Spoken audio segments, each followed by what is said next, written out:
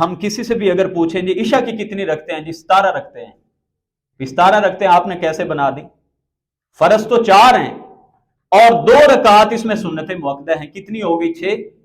اور 3 رکعت اگر آپ نماز وتر کو شامل کر لیں تو یہ 9 ہو گئی. اس کے علاوہ 9 رکعت کے علاوہ 17 رکعت ہم نے کیسے بنا دی؟ تو اس لیے لوگوں کو مسائل بتانے میں آسانی کا پہلو جو ہے، اللہ کے نبی صلی اللہ علیہ وسلم کی جو سنت ہے وہی سامنے رکھ کے لوگوں کو بتانا چاہیے. اور اگر کوئی پڑھنا چاہتا ہے اس کے علاوہ تو جتنی مرضی پڑھے، کوئی حرج کی بات نہیں.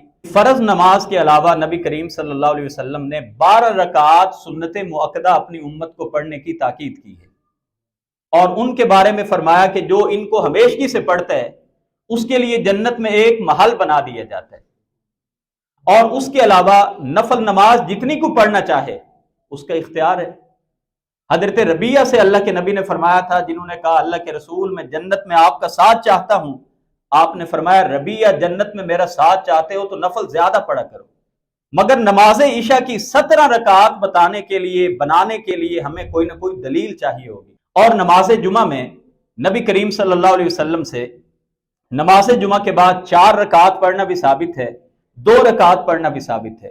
آپ نے حکم دیا کہ جمعے کے بعد 4 رکعات پڑھا کرو، اور آپ کا خود اپنا عمل یہ تھا کہ گھر میں جا کے آپ 2 رکعت ادا کیا کرتے تھے.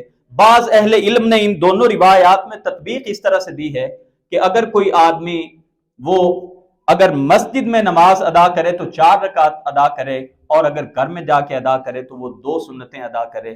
یہ چند وہ نمازیں ہیں جو ہمیں فرائض کے علاوہ کثرت کے ساتھ، اہتمام کے ساتھ، لزوم کے ساتھ پڑھتے رہنا چاہیے. مگر فرض ان کو بھی نہیں کیا گیا. فرائض صرف وہی ہیں جو ہم با جماعت نماز آ کے ادا کرتے ہیں.